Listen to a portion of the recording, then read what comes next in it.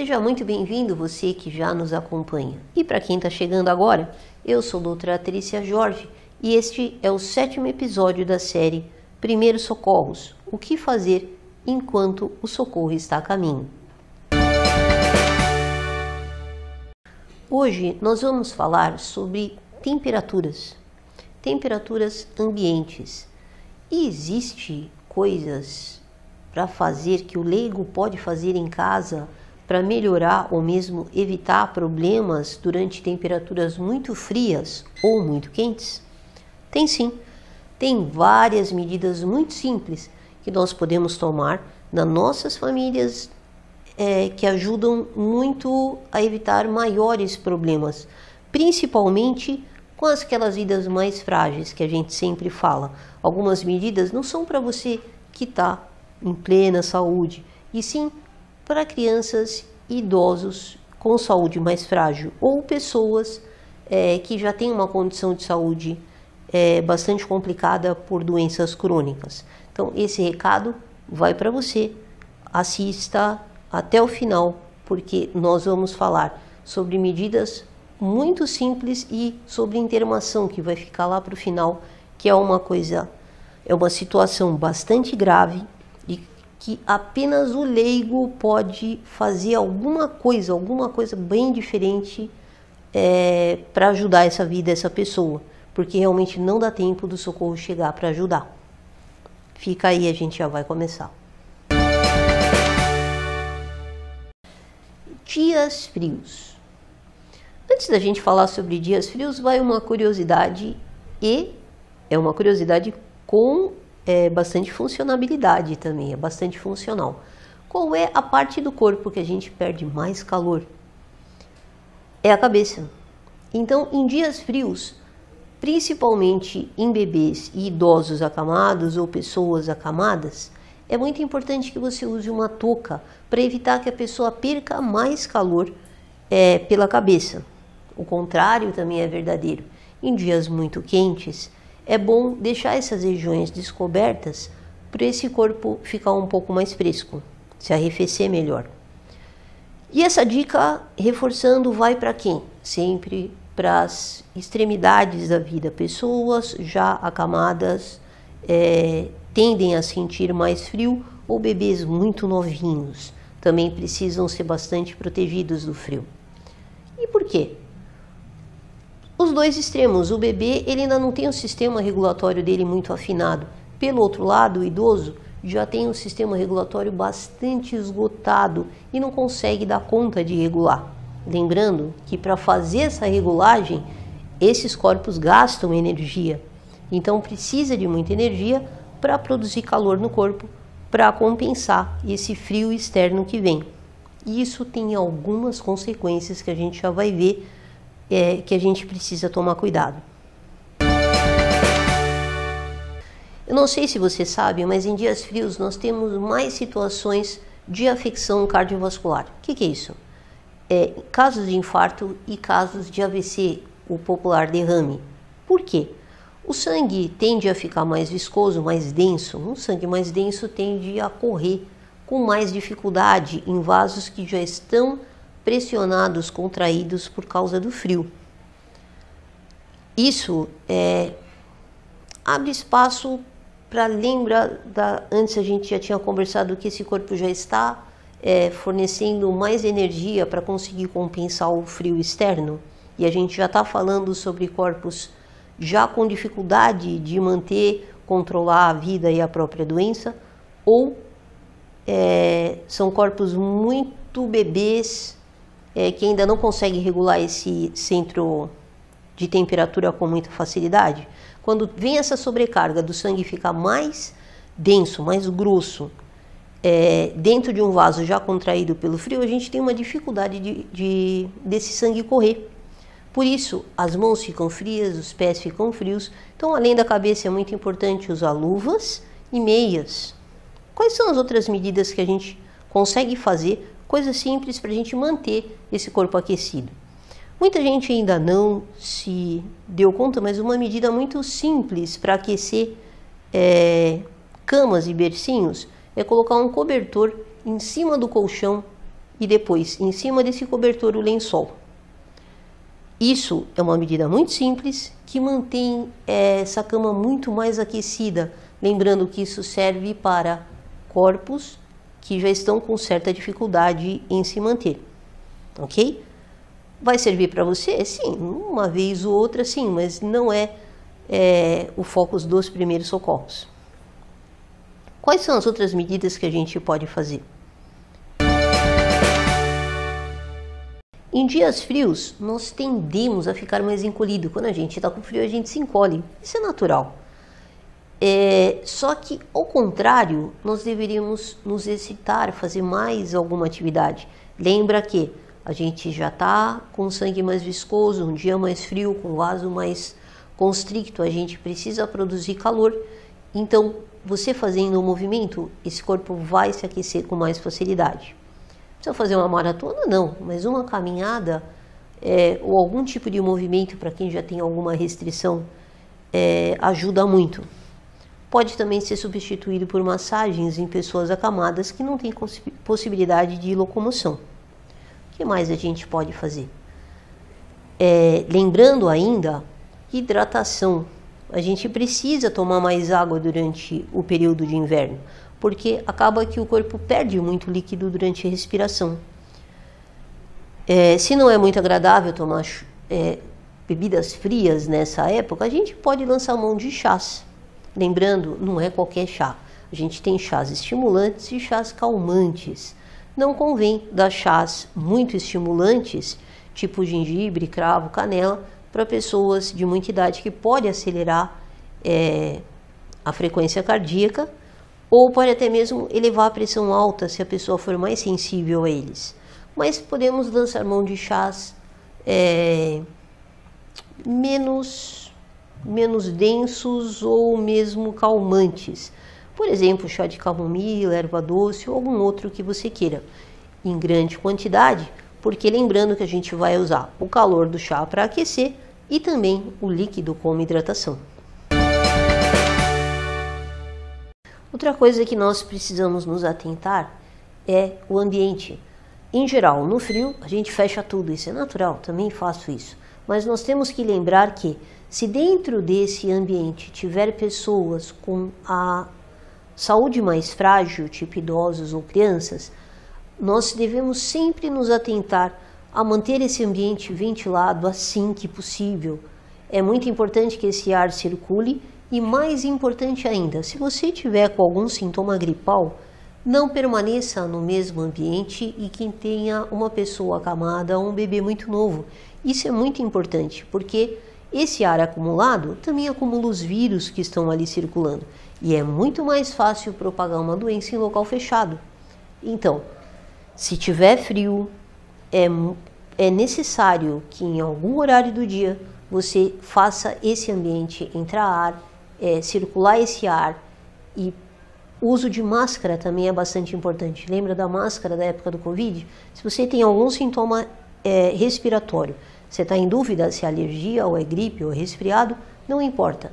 Proteja o outro usando a máscara por aqueles dias. Se não usar a vida inteira, não.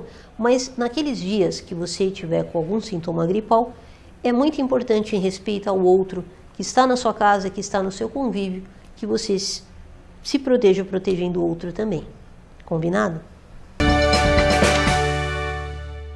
Até aqui nós falamos medidas simples do que fazer durante a temperatura muito fria. Vamos relembrar? Cobrir as extremidades, cabeça, pés e mãos. Beber bastante água, se não quiser bebidas frias, a gente pode lançar mão de chás. Cobrir o colchão com um cobertor e fazer algum tipo de movimento e manter os locais ventilados. Então, essas são as 5 medidas que nós devemos nos atentar durante os dias mais frios. E durante o calor extremo, a gente tem alguma coisa para fazer? Temos sim. Existe uma condição chamada intermação que a gente vai deixar para o final. Essa é uma medida bastante importante que você deve aprender para se proteger e proteger aquelas pessoas que estão bem próximas a você. Já voltamos em instantes para a segunda parte, onde a gente vai falar sobre medidas a serem tomadas durante tempos muito quentes, no calor. A alimentação saudável deve começar lá na primeira infância e seguir durante toda a vida. Para orientar e incentivar a população sobre os bons hábitos alimentares, produzimos conteúdos que abrangem todas as fases da vida. Acompanhe a série Guia Alimentar no nosso canal no YouTube. A dengue ainda não tem um tratamento específico. Ou seja, ainda não existe um medicamento que combata o vírus que causa a doença. Por isso, o mais importante é focar na reposição dos líquidos. Beba água, se alimente bem e não se automedique. Isso porque existem medicamentos que podem agravar a doença e até mesmo causar sangramentos. O recomendado é repouso, ingestão de líquidos e buscar o serviço de saúde, principalmente se houver sinais de alerta como sangramentos, tonturas, dor abdominal ou vômitos persistentes.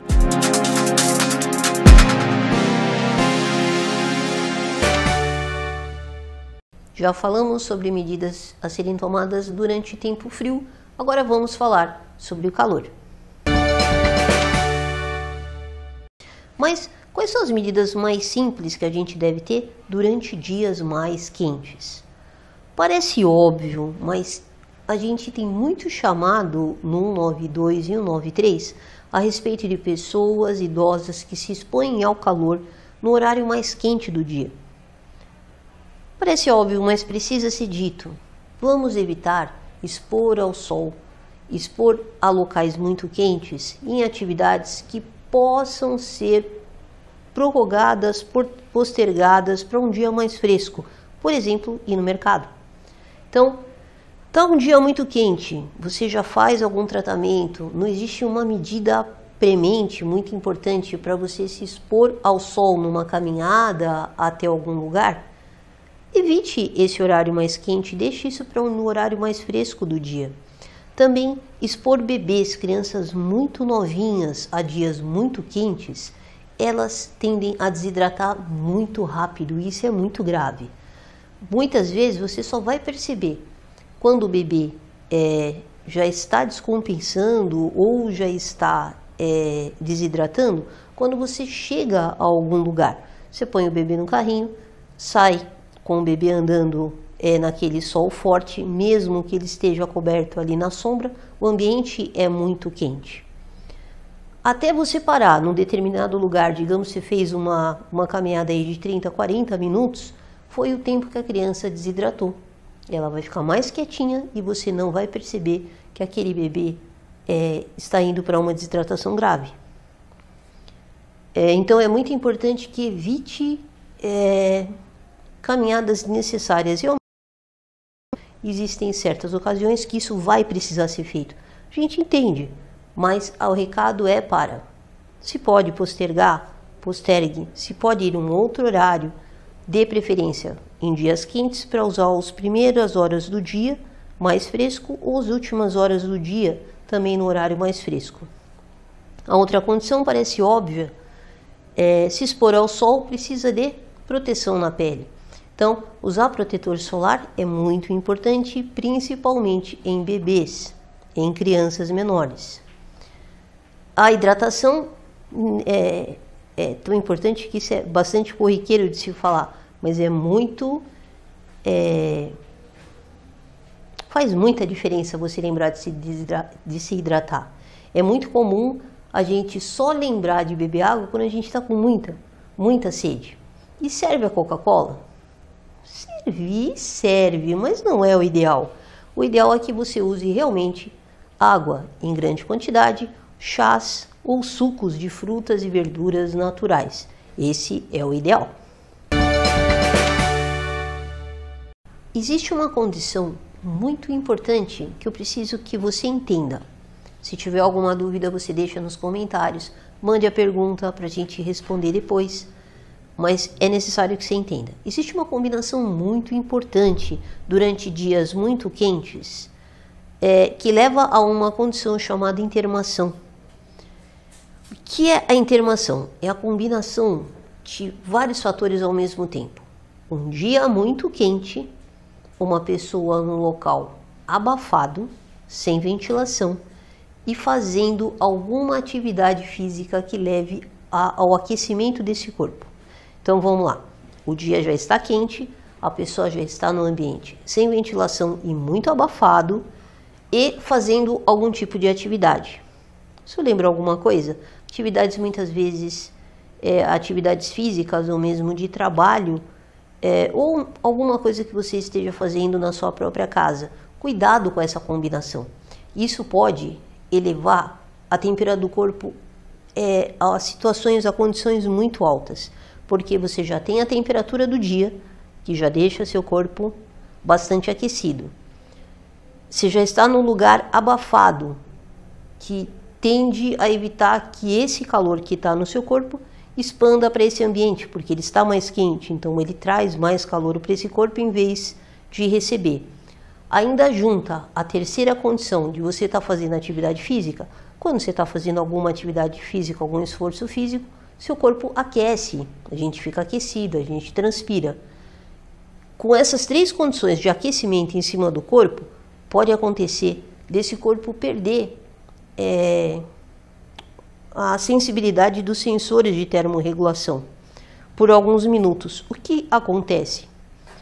A pessoa desidrata muito rápido, ela perde a capacidade de dilatação e contração desses vasos, ela perde a capacidade de troca de calor, porque o ambiente está muito quente, ela não tem para onde mandar esse calor, e esse corpo superaquece.